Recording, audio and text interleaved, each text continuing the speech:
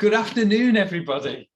Well, I'm so used to this being in the morning, and we've switched the time to accommodate our guest speaker, Lisa, today. So welcome, Lisa, as well, and also Brian, our second guest speaker. So just a few preliminaries first. Thanks, everybody, for joining today. We've had lots of interest in this. We actually had over 50 people book onto today's session.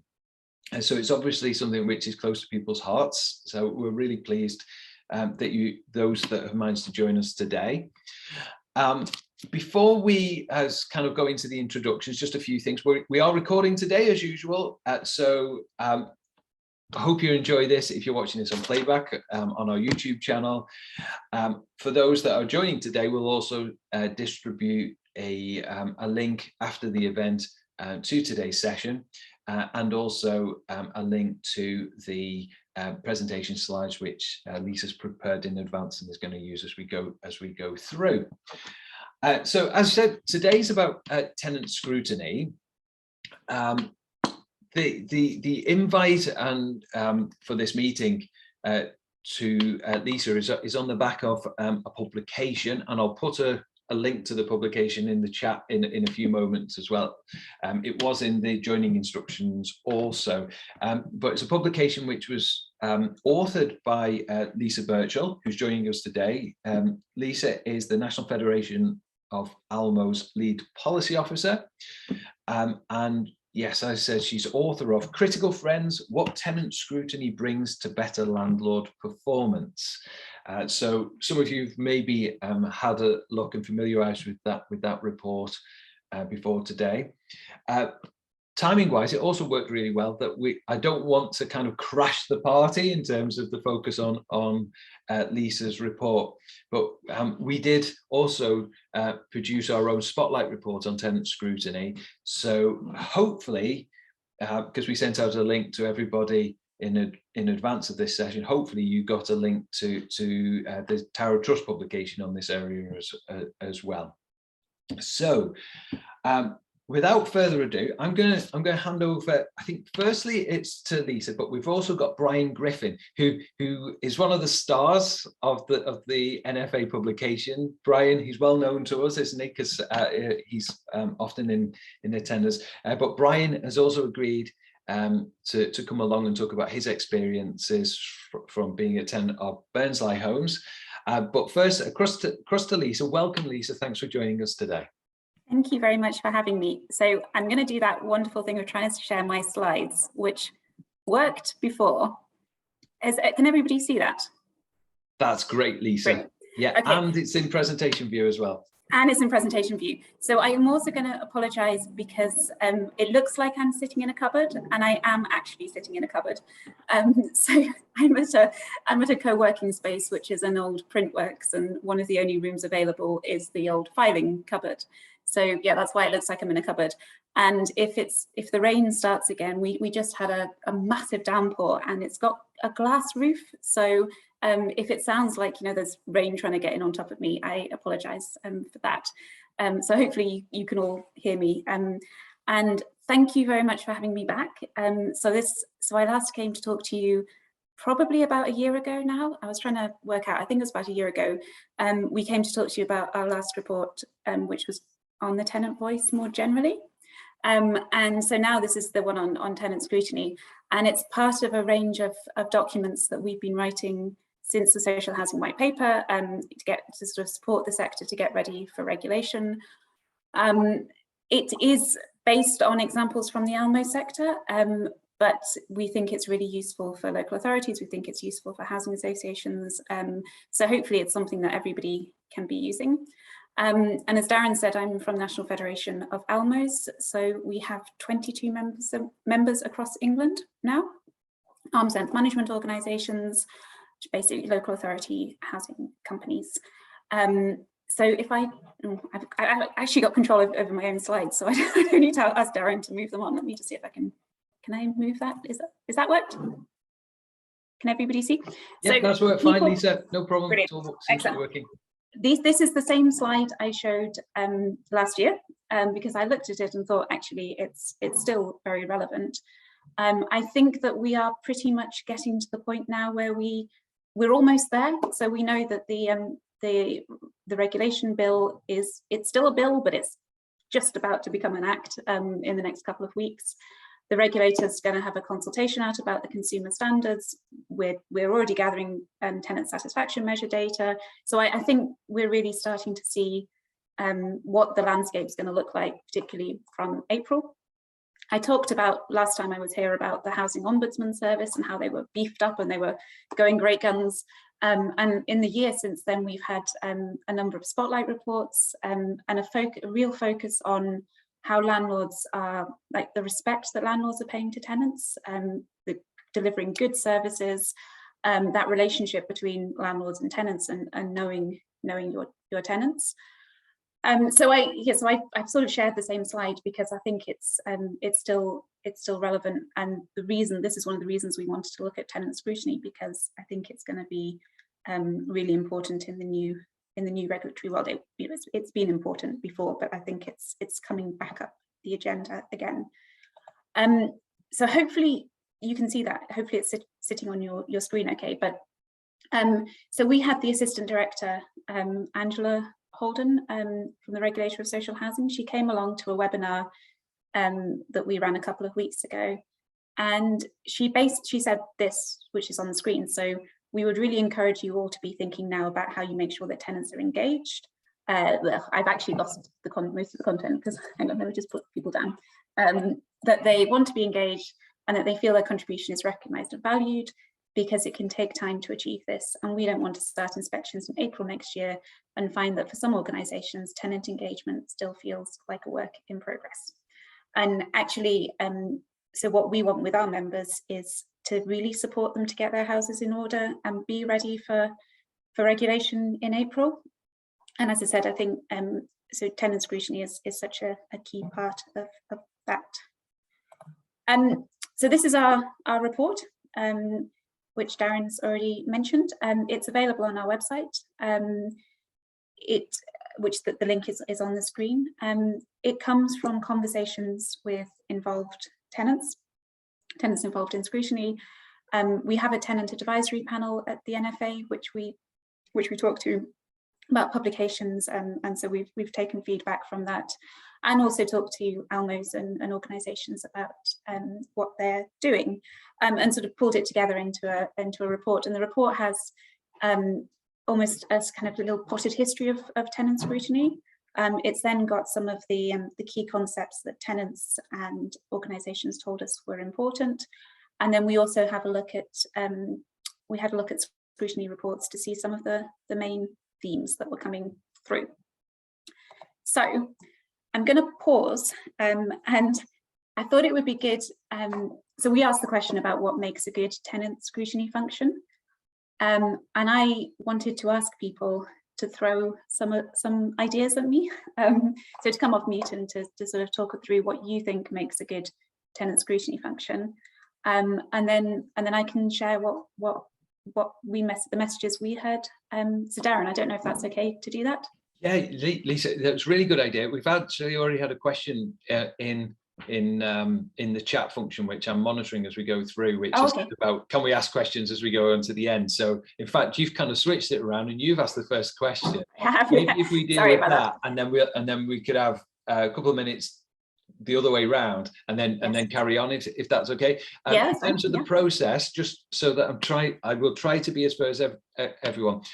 There should be in the bottom of your screen something that says reactions, which if you press on reactions, you should be able to then raise your hand. I'm going to do it like that, so it'll show. If you do that, then I'll try and be fair, and I'll see who comes up first, and we'll take it in turns. So I know that John is definitely first. So we can go to John, and then I'll try and watch who comes up after that. So yeah, and then Bill. So John first. Hi Darren, good afternoon and welcome everybody. One of the things that just popped up on the chat box, I thought it was a requirement that landlords had to have independent scrutiny following the new regulations. as far as I'm aware, scrutiny will be in the new consumer standards, the new revised consumer standards. Landlords will have to demonstrate that they have tenant scrutiny, but that is also a requirement in the current consumer standards, if I understand correctly, Darren. Yeah, I don't think it's described, is it, necessarily as scrutiny, though. I think that and that's the diff. I think that's one of the things that I think from memory, the way I'll put the specific wording that's in, but I think that it says something along the lines of has to have a range of mechanisms in place for tenants to be able to influence the decision making, or something to that effect. Yes. But I'll get the full wording of, but many people, which includes the scrutinizing of landlord performance. So scrutinizing is, I think, is in there, but it doesn't have to necessarily be something called a tenant scrutiny panel. But what I'll get the exact wording up in that way. And I think the issue there is that landlords, the regulatory, so the government and the regulator wanted to say there isn't necessarily one way of achieving that outcome, albeit the tenant scrutiny for most organizations has been one of the mechanisms to achieving it. Yeah, I understand from having listened to the regulator recently, it's definitely like the ability for tenants to scrutinize their landlord is going to be a key part of, but they have an outcomes focused approach. So I think as long as an organization can demonstrate that this is happening, they won't be prescriptive about how it's happening, if I understand it correctly. Thank you, Lisa. I think, but obviously we're still waiting for that consultation on the consumer standards, and the regulator is going to be publishing more information about how they're going to go about things once the bill's passed. So we'll have a much clearer picture. So we've got some announcements that we'll make towards the end on that, but what we have seen already is the direction on tenant participation and mutual exchange, which has been issued by the government, which effectively will be a copy and paste into the consumer standards for that particular area, because that's mandated by government, hence why it's so there might be some additional stuff that's in there, but certainly the wording from the direction is going to be taken and within the new consumer standards. Bill was next, then Barbara. Good afternoon. Good afternoon. I've had a case ongoing with the Ombudsman for approximately 3 years now. I finally got a message last year that they'd employed someone to investigate, and basically the so-called investigation meant he went and spoke to the housing authority, Clarion, and he came back and said, well, this is my decision, everything you've said is irrelevant. And nothing that he reported to me, he'd never asked me any questions, you know. Yeah. And I ended up getting him on the phone, and he's like, well, I'm not qualified to opinion on that. I said, what's the point of you investigating then? You know, you've come up with a complete line of nonsense. You've listened to them. You haven't asked us any. Well, I couldn't update this and I couldn't update that. Well, how do you expect me to update it? You haven't asked me for updates. You haven't asked me to explain to you that the situation is ongoing, you know, and it's just been a mess. And now, you know, I responded back to the Ombudsman, and I'm waiting with bated breath for them to actually do anything. You know, I mean, I've reported several communal issues to Clarion, from a staircase that's subsiding to guttering that's full of foliage, and nothing. You know, last September, I told them about the staircase. They told me in October they'd employed a structural engineer. Structural engineer was in touch with me in March, asking me for access to a communal staircase. So I went back to them and said, why has it taken you, you know, over 6 months to send someone professional out to look at this? You know, that's the part of the application for me was I was told I would get a view of the engineer's report. That hasn't happened. You know, I asked, how is the caretaker if the caretaker's responsible for the property, then how has he not noticed that the bloody staircase is moving away and splitting? You know, we've had lights out for over 2 years, and well, you know, every time my missus has been arguing with Clarion about the communal lighting for 8 years because they keep the time clock adjustment is ridiculous. It's on from like 4 in the afternoon till 8 in the morning in the summer, you know. So every time we've asked about this, we've been directed towards the repair people who send out a contractor. They pay a contractor to come out and do what turns out to be the caretaker's job.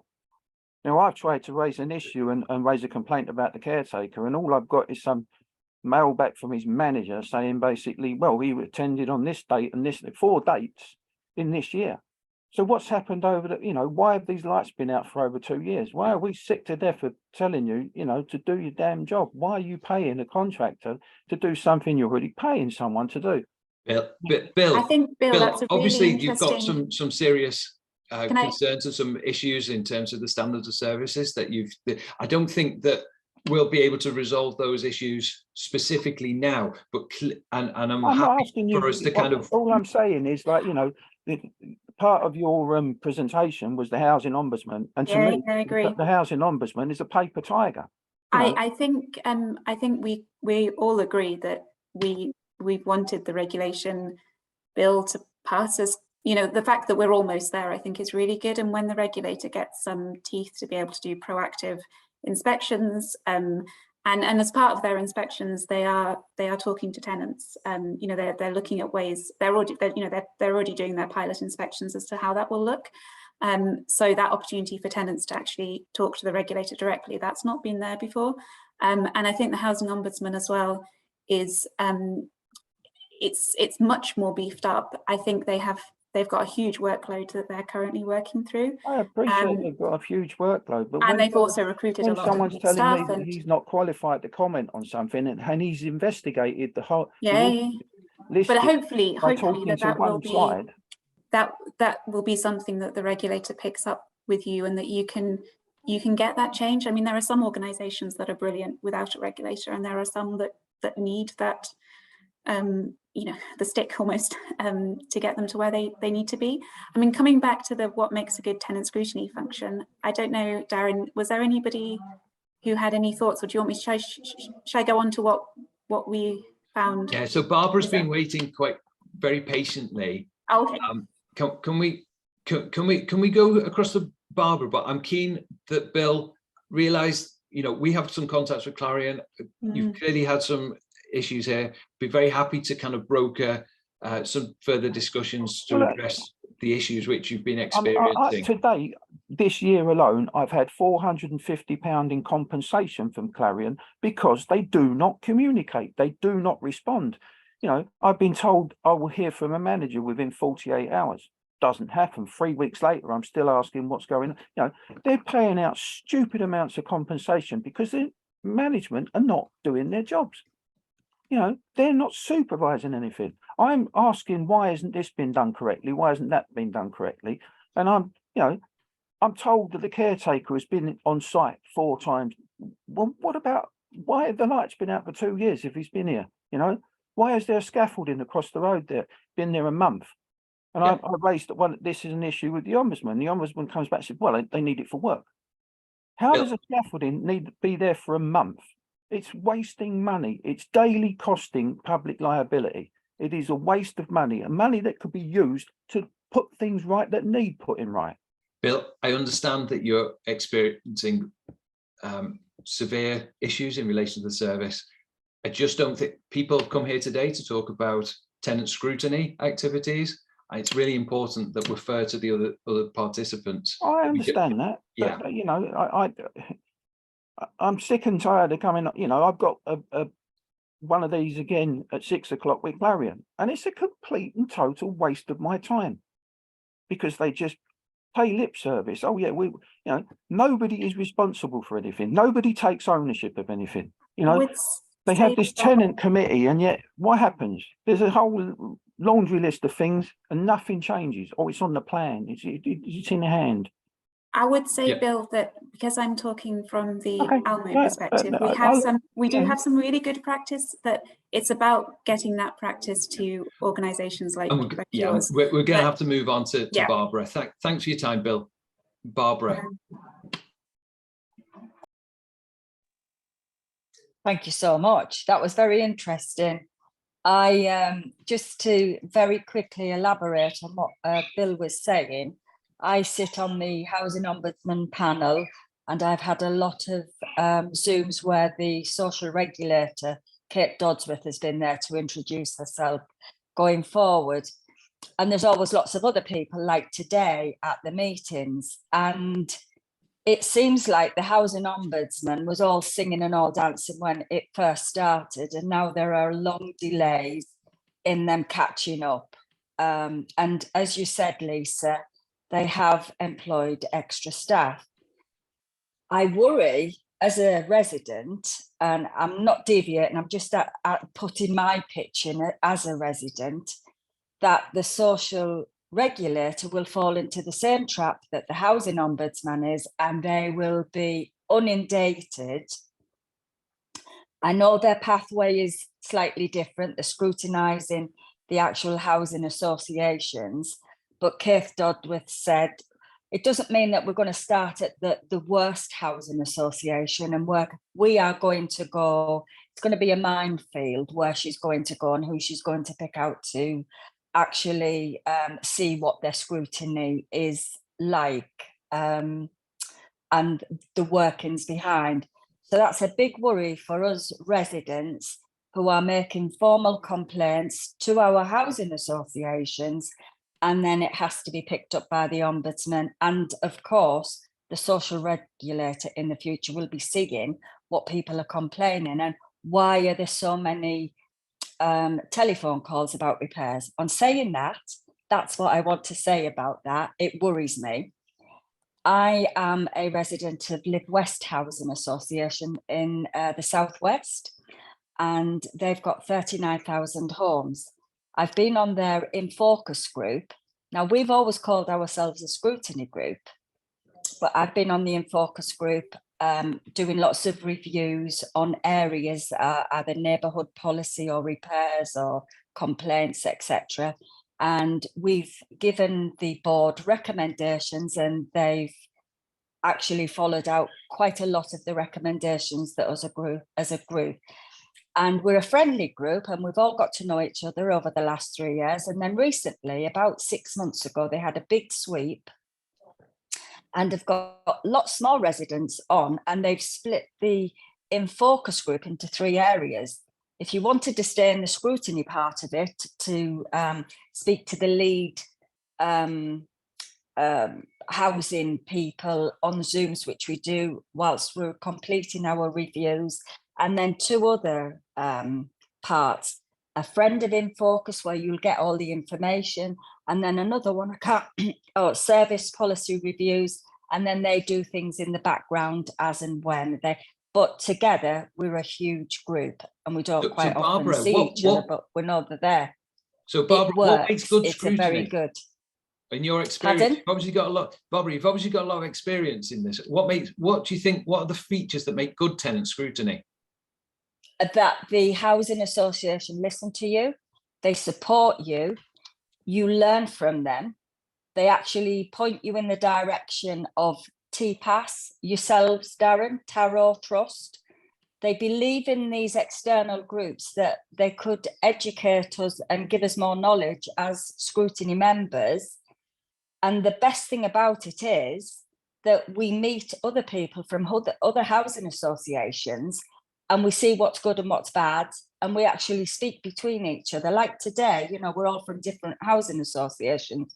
So that's what makes good scrutiny, the communication between ourselves and the learning. Thanks, Barbara. That's really helpful. Thank you. Julie's been patient as well. If we go to Julie, and then if we could keep it succinct, and then we'll need to move on to give time for Lisa to go through things. 2 words succinct, how's that? Autonomy, and well, actually 3 words, tenant led. Yeah, definitely. Yeah. Luckily, so if I do move on to my next slide, you'll see in the middle box, I have tenant led and independent. And Darren and I were just having a conversation about whether scrutiny is independent, in the sense that it's, you know, it's organised by the organisation, it's part of the governance structures, an organisation can dissolve its tenant scrutiny panel if it wants to, but independent in the sense that it has it chooses areas it wants to scrutinise. It is left to scrutinise those areas independently. A number of our members have independent mentors that support the scrutiny panel. So in that sense, that's what I mean by independent. And hopefully the other things on the screen are kind of, I mean, they're really important, but these are all the messages that we got mainly from tenants that we spoke to. I think the buy-in from senior staff and board members is crucially important.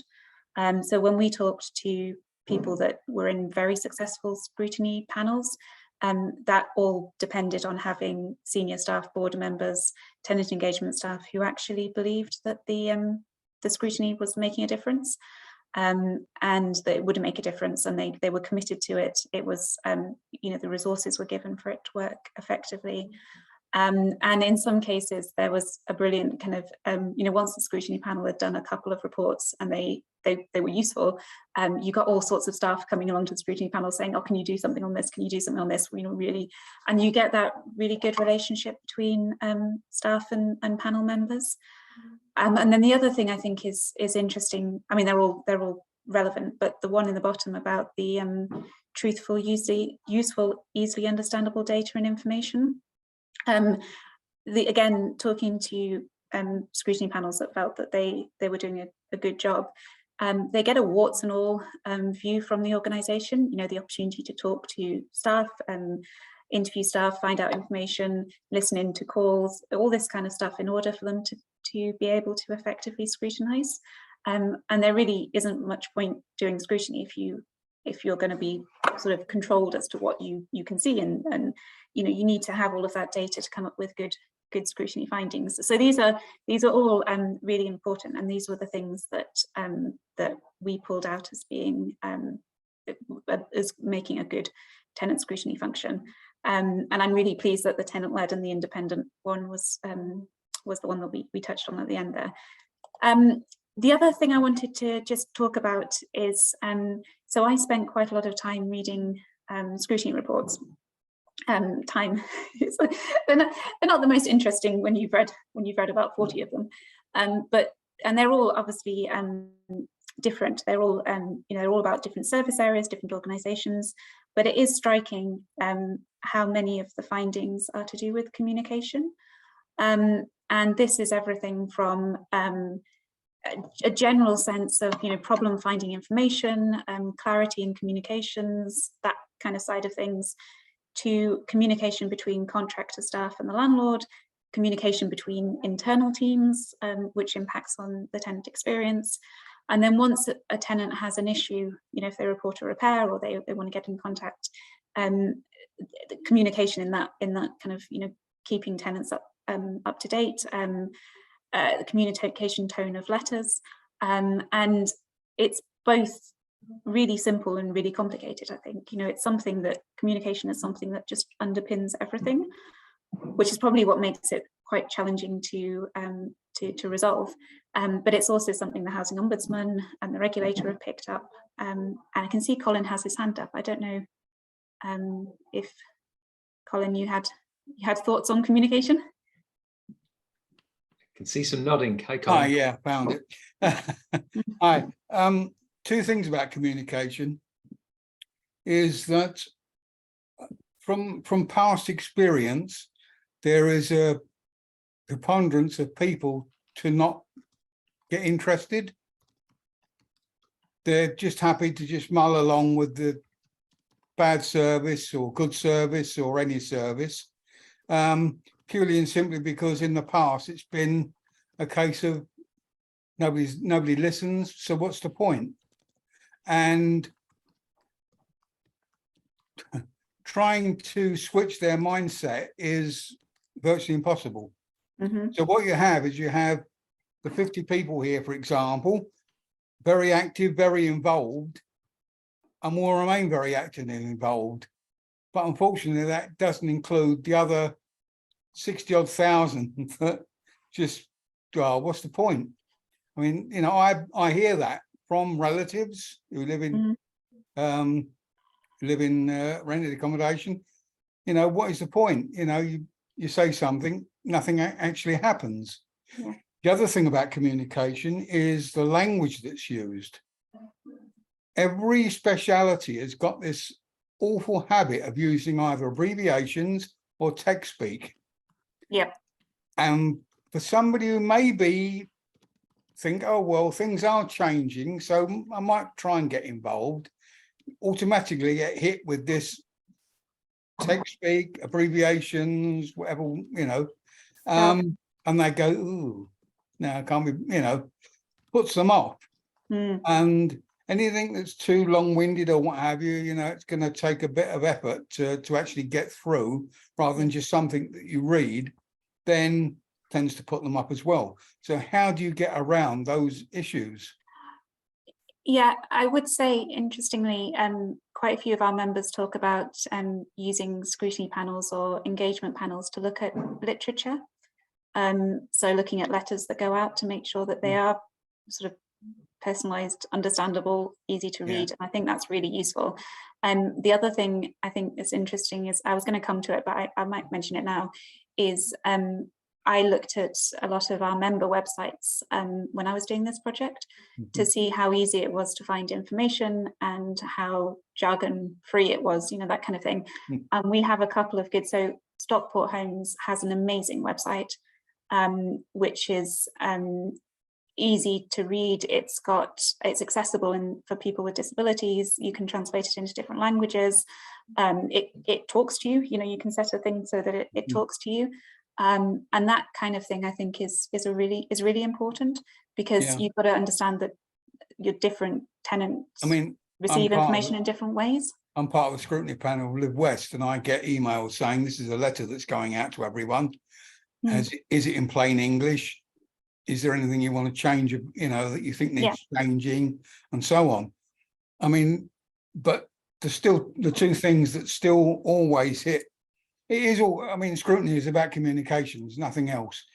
And the two problems that I've mentioned, one is the technical jargon can be off-putting, but not necessarily. But the other thing is the apathy, because of past experience. You know, I've got a brother who's 11 years younger than me, so he's what, 60. He had a problem. I just can't be bothered with it, Cole. You know, I'm just, what's the point? I'm never going to get anywhere. And unfortunately, that's not only him, that's everyone in the row, because they all chat to one another, all complain about things, never mention anything, because what's the point? Nothing's going to happen. We did say that in our tenant voice report, which we published, is we actually did mention that kind of once you've lost trust of tenants, it's difficult to get back, and that is something that some organisations will have to be working on in this period running up to regulation. If they've lost that trust, then it's difficult for them to get it back. They need to, but some organisations are better at it than others. Thanks for your contributions, Colin. I've just got a couple of points, and I know that Susan's been patiently waiting as well. Just a point on what's been coming through in the chat function as well about sort of maintaining trust and loss of impetus as the work of the panels kind of progress over a period of time. And I think it's like raised aspirations, then lowered aspirations as a result over that time, the kind of peaks and troughs. And I think we've seen that on a lot of different things. I think what it highlights is, firstly, is that just a point on the independence. And I think we made this in our report, and that's what we were discussing earlier, wasn't it, Lisa? In that they're not, scrutiny panels are normally established by a landlord, often as part of or aligned with the governance structures. And it's that alignment and party of the governance structures that can give power in order to make sort of change and ensure voices heard. But the flip side to that is that if it's the land, then support for that group or control over that group is that it's not truly an independent group. And I think that and if things change over time, their support for that group can change over time as well, and there's often dynamics that need to be managed. I think the point there is that or the broader issue is that tenant scrutiny, as both your and our reports said, is only part of a broader range of mechanisms for tenants' voices to be heard. It's one function, but it's not the answer or the solution to all involvement and engagement. I think it's really important that we can kind of recognise what role scrutiny is within that kind of broader range of things. So, Susan. Yes, good afternoon. I'd just like to put a point through. I'll try and be as quick as I can. I am, or was actually, the chair of a scrutiny panel for Together Housing up in, I think it's Lancashire, I don't know. Anyway, which has been going for many, many years, very successfully. We got a TPAS accreditation, and the scrutiny panel was highly commended for the work they've done. A few things have happened which made Together Housing have a review by a private independent person on us, and the TPAS and this review suggested a few changes to our scrutiny panel on how it works. So Together Housing's directors, or the powers that be, decided amongst themselves, with no consultation with anyone on the scrutiny panel, to put the scrutiny panel to sleep.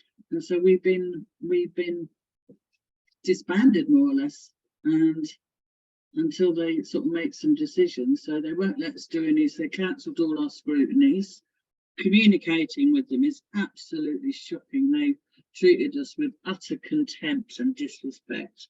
And some of the panel have been on it for 20 odd years, but in hours, days of work for Together Housing, we've always been highly commended by the board and the operations committee for what we've done. So we just feel at this moment in time, it's something to do with this government thing, is that they don't want the scrutiny panel to have a voice. They want it to be staff-led and not tenant-led. But they also suggested a pool. So they sent out this very expensive survey, which is utter rubbish, asking people about, and I don't actually know anyone that's answered it.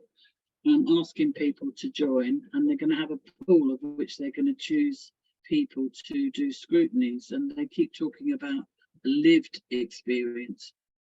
So we're finding it all very bemused, and we're all very bemused at the moment, and trying to get a meeting with somebody is, I think it's taken me about 6 weeks to actually get a meeting with somebody, which we're having on Monday, to find out what's actually going on. And that I don't think is involving tenants, and I don't think it's including tenants, and I think it's making us feel as though we're just not worth their time. And that is all I've got to say. I think, Susan, that's really interesting, because one of the points I wanted to come to in my presentation, actually, do you mind if I move on and come to it? I think it's on my next slide, Darren. Is that okay? Please do. Yeah. Whilst you're moving on, I was just going to say, really sorry to hear that, Susan. It shows about the issues about independence, doesn't it? And it also shows the need for tenants who are giving their time, usually voluntarily, to feel valued and heard and listened to. Person take over the scrutiny panel who decided to do things his way. So I was sent an email as the chair of the scrutiny panel to be told that the 7 longest members of the scrutiny panel will be leaving in January. No arguments, you'll all be leaving, that's it. Yeah. So we questioned it, and then it got squashed. And ever since then, it seems to be a vendetta to get rid of us. And this is how they've managed to do it, even though none of the recommendations have said to cancel our scrutiny. They decided that's what they're going to do. And we don't have any communication from the start. We've all been sort of blacklisted. It's like we're all lepers now. You can't ring them up. They won't answer the phone. You can't get an answer on if they email you, they just come up with loads of jargon and rubbish and treat us like imbeciles. And it's absolutely, totally insulting. Yeah. It's also, considering where we're heading with regulation and the social housing white paper. We think they're doing it because they don't want to abide by this white paper, so they're doing it before it comes into force, so that they've already got this in situ, if you like, before the white paper comes in, so they could go, oh well, this is how we do it and this is what we do. And they've brought on this new panel called the CVG, who none of us know about until about a year ago, and they've made them this all-imposing, encompassing, important people who have never done a scrutiny in their life. And it's like, wow, it's just absolutely amazing what they've actually done to people. So I suppose, so the point I was going to make, which I think probably ties to that, is just a little bit talking about the way that scrutiny is arranged in the ALMO sector, and then this sort of having a scrutiny panel versus having a wider pool of tenants that you talk to. We have different models. Obviously, you know, there are lots of different models out there. A classic traditional scrutiny panel, which is made up of say nine people who do maybe 1 to 4 scrutinies a year. But we also, because I talk often to tenant engagement officers in the sector, and one of the things that they talk about is that need to widen scrutiny to those people who maybe can't come along to day meetings, who don't necessarily want to do long scrutiny exercises and would prefer to be involved in something kind of subject specific, or a kind of quick boot camp on a scrutiny. So we also have models where they have a wider pool of tenants on a list and then bring together some. And I think the point really is to agree that and decide that with tenants. And different organisations do different things, but if that's what they're trying to do, is make it but they're not doing it with you. I think that's No. what your thing is that I think if you're going to change the way that you do scrutiny, you know, you have to but they're develop not that even model. consulting with us. But anyway, on that subject, this CVG, who they want us to do things with, they don't go to face-to-face meetings, because but when they have meetings at the Holiday Inn, they all turn up. Yeah. It is interesting, and I know face-to-face meetings any other time.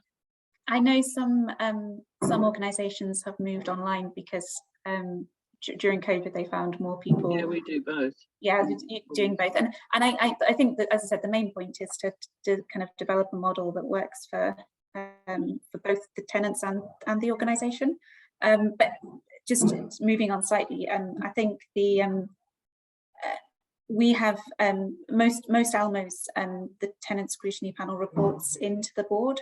So ALMOs obviously have an independent board, and the panel, so the chair of the panel will take the findings to the board, or to the board subcommittee that's involved in sort of the customer services kind of thing. And we also have examples of panels which do other things, so sit on recruitment panels of staff for tenant engagement facing roles. A few scrutiny panels write the annual report for the organisation. So really involved in other aspects. And then the tenant satisfaction measures as well. I think they are being sort of slipped into the performance information that scrutiny panels receive, so that they can look at that information, the tenant satisfaction measure information, and work out, you know, where's the organisation doing well, where are things not looking so good, and then kind of commission scrutinies into those areas. So I'm going to pause and hand over to Brian, who's been patiently waiting to talk about what's going on at Berneslai Homes. Brian, if you're still, I can't see anybody, so I'm hoping you're still there, Brian. Yes, I'm still here. Brilliant. Can I hand over to you for a few minutes then? Let me get some water to drink. My throat's I think I think probably one of the main parts that I've come across dealing with scrutiny over a number of years is you can, for example, pick a topic like communication, And I would suggest to anybody who's thinking about doing a scrutiny on something like communication, it is such a broad spectrum that you will be lost before you've got halfway through it. I think one of the key things is that if you're looking at, again, communication, if you pick something like digital communication, or if the organization's on Facebook, or if it's on Instagram or Twitter, to pick a particular topic to look at, but try and stick to that, because you will always get drawn out, be it by members of staff or be it by other individuals who have got particular issues that they want to raise. If you're going to look at a subject, pick that subject, but narrow it down as much as you can to try and ensure that you have that focus. And yes, you may come across other issues and other problems or other areas which may need to be looked at, but don't try and do too much if you're involved in doing a scrutiny. As the report title says, it's a critical friend, but it's got to be also a positive critical friend. Where things are right, it needs to highlight things where they are going right. Where it's wrong, they need to be able to point out. And I think probably one of the difficult parts that I've come across over a number of years has been the ability for senior managers or even board members to admit that something is going wrong and that it's not going right. And they will try and cover up, in a lot of cases, items which you're looking at which are going wrong, because they may already know, but they just can't figure out how to fix them. Being a critical friend for anybody is basically being able to tell the truth to the organization. And sometimes you need to stand on somebody's head and say, look, hold on a second, we're not here to criticize you, we're here to help improve the service.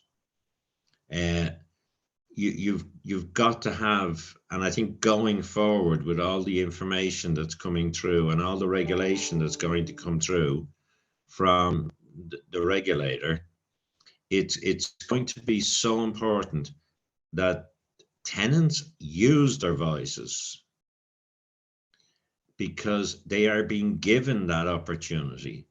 They have to be consulted. Their voices have to be heard. And part of that involvement when it comes into items like scrutiny is making sure that that voice comes across in the topic, in the area, in the focus that you have on a particular service. So moving it forward with all the new regulation and all the entitlements that it will give tenants to be listened to. And I do feel that there is a reluctance to make that change. I've been doing this for 25 years and I don't see why I should have to listen to somebody who happens to be the recipient of the service. And they, unfortunately, there is still a small minority of people, and they tend to be the senior people who want to move away from that, who want to stay away from it. They don't want to get involved. They don't want somebody picking up on issues and problems that they are responsible for. And that difficulty is going to be there. And I think that difficulty is going to be there for quite a while until changes are made. But in a lot of cases, it's, I suppose it's attitude and tone that gets you to the places. If you're stubborn enough to stick with a question until you get a straight answer, then you can move on. But it's understanding, and you know, recently I sat with a group of people who have moved into a new area in the business, and they don't feel confident that what they're doing is going to work. And my answer to them, which surprised them, was, come back to me in 6 months. If it's not working, tell us. Yeah. As an involved tenant, I'm more than happy to knock on somebody's door and say, this needs to change. And they suddenly realized that we weren't there to hammer them. We were there to support them. Yeah. And I think that's something which has to be seen by the organization. And then when the organization can see that we're trying to improve things, we're trying to help things, we're trying to support people who are doing a job, they will then be more open to coming to scrutiny panels or tenant involvement panels or whatever, you know, the groups are called. And they will say, well, you know, actually, hang on a second, you know, we're having a problem with this. You know, is it something we're doing? Is it, you know, do we need to change something we're doing? And then you start to make progress. It's a long, hard slog. Yeah, I think, Brian, as well, I know Berneslai Homes did a brilliant scrutiny, or Berneslai Homes didn't, scrutiny panel did a brilliant scrutiny on damp and mould, which, so obviously coming out of the case in Rochdale and the work of the Ombudsman, we know that a number of ALMOs have scrutinies in place for damp and mould. Do you? Yeah, we had actually, yeah, we'd actually done that before any of that information had come out. We knew the Ombudsman was sort of looking at it. Yeah. But it did highlight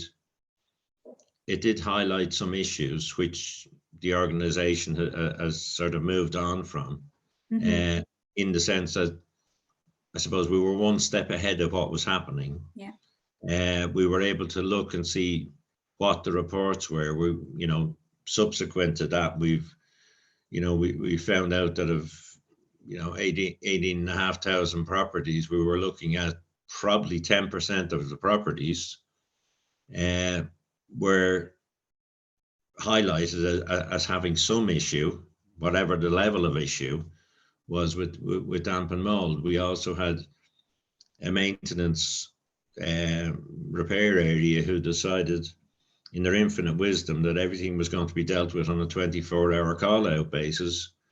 We questioned it, and then they admitted that, hang on a second, we can't do it all in 24 hours. So these were questions that followed on from the report we done. Yeah. But we've also got to the situation now where we know the number of properties, and we're still delving into the information from that. It's not, the report didn't finish on the day it was done by the scrutiny committee. It has continued. And I think any report that's done on any scrutiny, it's got to have that follow-up. Yeah. It doesn't, you know, when you put the end on the bottom of the report, it's not the end. In fact, it's probably only the beginning. Yeah, I think that's one of the. I mean, I was really interested in reading the scrutinies around damp and mould, because so many of the issues are, you know, you get a different perspective when tenants look at something, and you get solutions that you don't get necessarily when an organisation is looking at something. So we do have in our publication, we do have a couple of case studies, one of which is Berneslai Homes. So yeah, if you'd like more information on that, that's in there, and you can have a read of that. Yeah, we came across one recently where we looked and we questioned a report that had been issued, and we sat there with a board member online at the meeting. And at the end of the session, which was about an hour and a half, their comment was, we had raised questions and issues that not one of the senior management team, not any manager within the business, had raised. Because we looked at it from the tenant side. And to me, this is what scrutiny needs to do. It needs to look at it from a tenant's perspective. But they were I think they were a bit impressed, but two, they were a bit shocked that nobody had ever, or nobody who had seen that report had questioned it in any way, the same way we had. I think Brian, that's a key point, isn't it? It's a good place maybe to end this section on, is that really highlights the key benefits of scrutiny, doesn't it? In that you're coming at it from the tenant's perspective, and you'll think and you'll say things which perhaps nobody, no matter what level of seniority they might be within the landlord organisation, may well have even considered or thought of. I'm aware of time, and we're going to need to move on. And also, I know you've got a couple of slides still to go on challenges. Karen's been really, I know Karen hasn't had a chance to speak, but she's been very patient with her hand up. Karen, can we go to you first? You're on mute, and I've seen Susan as well wanted to come back on something, but Karen, are you there? On mute. Oh, I think Karen needs to come off mute, down. I'm going to ask her to unmute it that way. Try it that way. Can you hear me now? Yes, we can. Okay. Obviously listening very closely to everybody and trying to read all the comments. So very quickly, obviously I'm part of the Clarion scrutiny and a few other things. So there was lots of things that have fallen down. So we were Circle before Clarion. Now Circle had an amazing scrutiny. We had a really good relationship with most people, to the point of we used to have people from different parts of the business would actually come to scrutiny, even not heads of section, but people that worked in the offices. So we had almost like a little whistleblower section that they could come to us with no reprisals. We would never give their names or anything, and that they was allowed to talk to us, and then we would look at that for them. And in the end, first of all, it didn't go down very well, but after we worked with them, I think it was within sort of 2 years, we was doing so well that even like the managers would come and meet with us. And it was, as I say, it went really well. The problem was we then merged and became Clarion, and it absolutely ruined everything, because you had people suddenly coming into the business that hadn't got a clue about housing. They didn't know how it worked. They didn't know how to treat tenants. Some of their attitudes were disgraceful. Now we're back doing scrutiny now, but we haven't done scrutiny for years. And we've also now got all our sections. So I'm part of the southeastern section. But also I think it's really important that you remember this is a legal requirement. This is in a white paper. So your housing association cannot ignore you. It cannot tell you no. And you have to be strong. You have to sit there. I don't mean shout and scream and be rude, but you have to know what you're talking about, because I'm telling you now, we have had meetings and I have had to tell staff that they don't know what they're going on about. And I have to give them the legal part of it. And this is where the major problems are coming in, is the fact that we've still got staff that do not know how to perform their jobs. And that's where this whole issue is coming from. Repairs, customer services, it's a joke.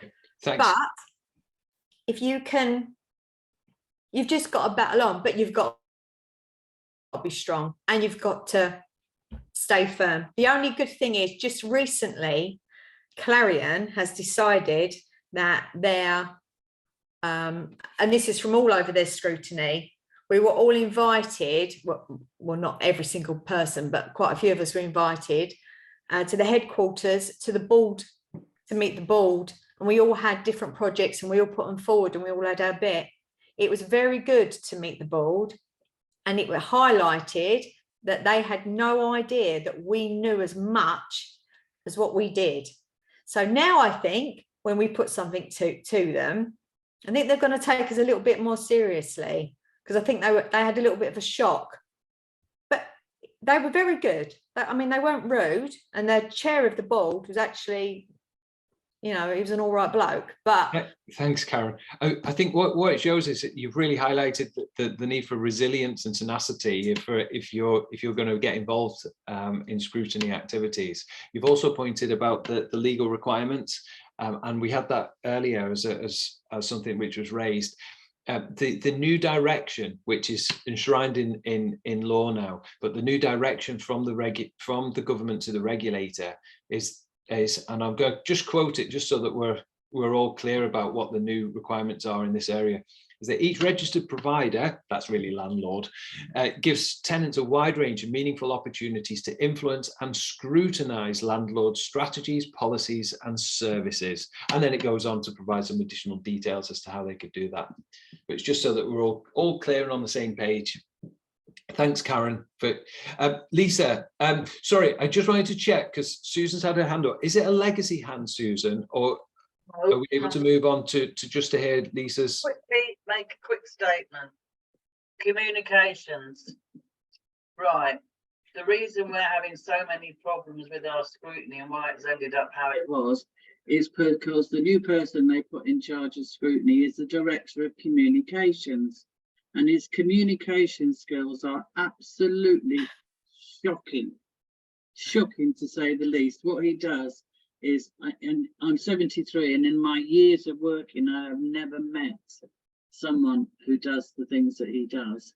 We were going to do a damp and mold scrutiny as well. We did a 3.5-hour training session to do it, and 2 of our members went to Trafford Hall as well, and they've cancelled it because as far as they're concerned, there are other things that are more important at the moment, which is cancelling the scrutiny group. But our communications director was asked to step back away from scrutiny, and we also put a formal complaint in about him, which was never dealt with.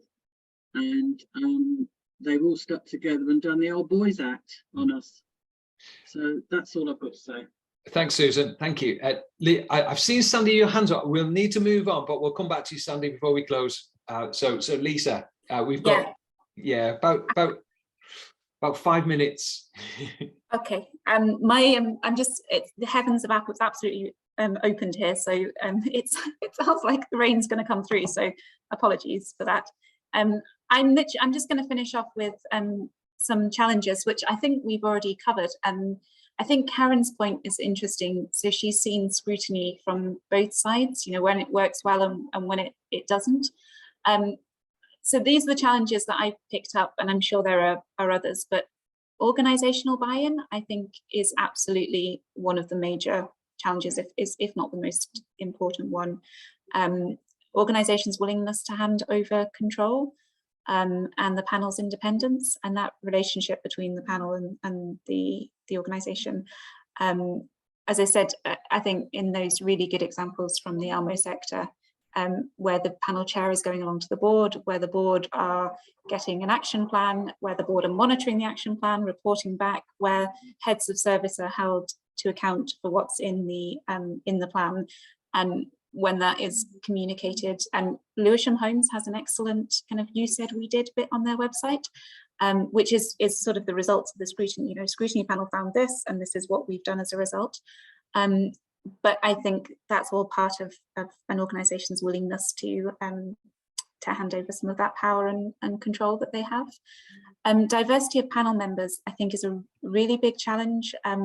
It's getting enough kind of diversity onto the panel, or alternatively having mechanisms that the panel can hear from other tenants and bring that information in. So using surveys, going to sit in, I don't know, in a sheltered housing scheme for lunchtime and kind of getting that general sense of what's going on.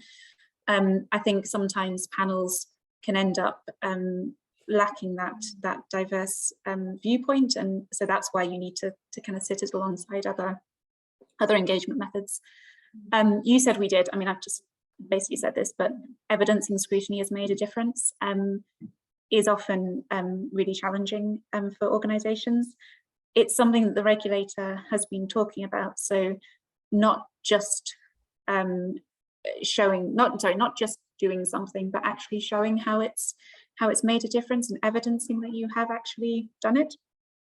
And then choice of scrutiny areas, which is what Brian was saying about the need to be specific and scrutinizable, which is a word I have just made up, but I quite like and useful. And I think that was one of the major messages we got back from tenants is, rather than scrutinizing the entire repairs process, let's scrutinize one little bit of it and get that really working really, really well, and then come back to it.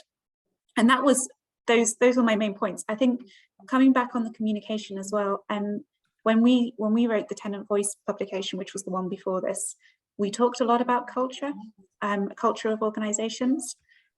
And I think the ALMO sector has kind of tenant engagements, a core part of the ALMO model. It was one of the key kind of founding principles of an ALMO was that you would have very good tenant engagement methods. You would have tenants sitting on the board, you would have scrutiny, you'd have all these things. And I think that cultural buy-in to the whole listening to tenants and acting on their feedback is really important. You can't kind of bolt this onto what you're doing anyway. So culture, communications, they're all sort of all tied in together. And I think for those organisations that are doing it well, the regulator will help them, because the regulator will come in and say, oh yeah, this is really good. You might want to improve this. Can you show me how you do this? For those organisations not doing it very well, it will be a kick up, the proverbial, to get them where they need to be. And that's all I wanted to say, Darren. But I haven't managed to keep up with the chat. So there may be things if I stop sharing my screen. We'd be here all day, Lisa, if we try to keep up with everything that's in the chat, because there is so much. Literally, there really is a lot of discussion. I've tried my best to monitor it. I know that Sandy has been really patient, and I've got some quick fire questions that I wanted to come back on as well, but I won't keep Sandy waiting any longer. Sandy. Okay. As Karen said, you've got to be really strong, and that's a shame. That's the biggest shame of all with scrutiny with tenants. No tenant should have to need to stand up or feel that they're having to fight to put a point across to get their voice heard. They should be able to join a scrutiny group and feel that what they're doing is worthwhile, will have an impact, will make a difference for other tenants. That's what the whole groups were set up for. Unfortunately, it has become a little bit like, and this is being amplified through many other webinars and groups that have taken place, and you're hearing tenants talk about it. But I look at it like, if you remember during COVID, we were all on Zoom. Before you realised it, the organisation suddenly thought, hang on a minute, we can't be on Zoom. We need to move to Teams so that we're not on the same platform as tenants in case they want to infiltrate the business too much. That's basically what it was. It was power and control. So they moved on to Teams and left us all on Zoom. So there was a definite difference. The power was taken back. It's a very similar situation to that. Scrutiny really was heralded as being the great thing. All landlords were basically falling over themselves to help and have scrutiny, really tenant-led scrutiny. That's all we heard. So you try and be tenant-led. There's hardly any groups that survive in their original state longer than 2 to 3 years. They start to fold. They get the staff start to involve themselves within the workings of the group, which changes the dynamics of the group, which causes people to move out of those groups, or unfortunately, for some groups to fold so they can restart them completely again. Again, it's down to the power and control that completely dispels the trust. And it's such a shame because tenants put such an amount of effort, and it does take a lot of effort to do scrutiny properly, a massive amount of effort, a massive amount of time, which is never recognised properly.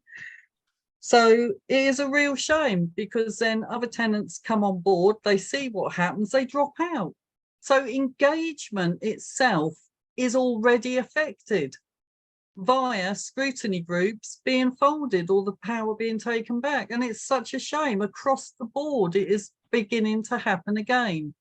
We're 3 years down the line. That's about the time where these changes and that start to come in, and tenants realise you're going back on the same things you did 3 years ago in exactly the same thing in more of a focus group style thing. So it is disappointing. And it is a shame that you have to be so strong to try never to be confrontational, always to walk alongside of, and still try to make a difference by trying to put your best efforts into doing things for other tenants, not yourself. So it is quite hard. Anyway, that's all I want to say. Thank you, Sandy. Really eloquently and very well summarised as well. We need to get you on as our resident summariser for the. Particularly, you point out the issues of culture, and it is sad, isn't it, that you're going to need to have that resilience and tenacity to keep pushing when actually you should all be working in the same direction. Hopefully some of the changes will result in some cultural changes, but isn't it sad that you need to have regulations that would require that culture change and it's not already bought in? Lisa, I'm going to push the boundaries just to get a few extra minutes out of this. I know that we're having a quick chat. I didn't want to kind of guillotine something, so maybe if we can just hold on for a couple, 2 or 3 minutes. You had your hand up, Lisa, though. I think you wanted to talk about. Was there? I was just going to say I've read a couple of Sandy's scrutiny reports, and they're excellent. So I think that you've done a really good job. And I was going to say, from what Darren said, it is sad you need regulation, but actually a proactive regulator is also, they don't need to come in, they just need to be there. They need to be some sort of something that's overlooking a landlord's shoulder to make sure that they're doing what they should be doing. So yeah. Thanks. Yeah, I think there are positive benefits, aren't there, from just having that regulatory regime in place. So I said I had a couple of kind of quick fire questions, maybe sort of like 10-second responses or something, Lisa. Hopefully I'm not going to put. Did you see any good examples of where tenant scrutiny groups were linking well with other groups of tenants within an organisation, so that it's not just, they're not just acting in isolation, but actually they may be accountable to, or they are linking in with other tenant groups? Yes, so we saw models where you had a tenant board panel, which the tenant scrutiny reported into, and that gathered together all of the findings from across all of the engagement methods. We also saw scrutiny panels that were able to commission surveys and do that kind of thing through the wider tenant base. So yes, yeah, hopefully there are some in the publication. But. And presumably you would recommend that as part of scrutiny guild practice. Next one was about selecting areas of focus. Was there any hints or tips in particular on selecting particular areas of focus for scrutiny activity that you saw? So where it worked really, really well, it was a kind of shared selecting between the organisation and the panel. So the panel being independent to choose what they wanted to scrutinise, but taking recommendations from the organisation as to things that would be useful. So for example, not looking at something that they were currently changing, but maybe coming back to that in a year, but looking at a lot of the performance information, the damp and mold stuff, is obviously on the horizon, prioritising what needs to be looked at based on performance information, complaints, customer feedback more generally. We had some examples where, for example, the asset management director had come to the panel and said, look, we're really having a problem with something, you know, we're really having a problem with this. Is this something that you would be happy to look at for us? I think that's where it works really well. So the scrutiny panel is independent. Sorry. Yeah, great. That was fast. Final one for the quick fire was boot camp approaches you mentioned earlier as we were going through. So I think the idea of this is that instead of kind of going through like a stage process over a number of weeks or months, actually it's a kind of a much shorter burst of focus. In did you like them? Did it work? Any views? I don't have personal views. From the ALMOs I spoke to that use boot camps, they had found them very useful to involve more people, to very subject specific areas. So maybe looking at scooters in tower blocks, for example, that kind of thing. Some tenants I spoke to didn't like that. They preferred a more traditional panel that would look at something for much longer, have the opportunity to develop the relationship between the panel members. I think it depends on the organisation agreeing what they want to achieve out of it. So maybe they have their place within a spectrum of different approaches. Yeah. Okay, that's good. Well, we are at overtime, so yeah, we're overtime. So I'm going to have to, firstly, big collective thank you to Lisa and Brian for coming along with their experiences and talking today. Thank you to everybody else who's managed to participate in today's session. I hope it was useful in kind of shining a light and having a discussion on tenant scrutiny activities. We're going to take a break now for the summer, so this is our last one before I go and on holiday to visit my family in Cornwall. But yeah, we're going to take a break, but then we will be back in early September. And this is a heads up, our next newsletter is due to come out next week. And there will be a webinar with someone from the regulator coming on the 6th of September to talk about the new consumer standards. So that's probably a big hint about timetable on maybe some consultations that we have all been waiting for on the new consumer standards, and the opportunity to give some feedback to the regulator on what they might look like. So thanks to everybody for coming today. Have a great summer, and I look forward to seeing lots of you in September and thereafter. So thanks very much. Thank you for having me. Take care. Thank you. Bye-bye. Bye. Thanks, everybody. Nice to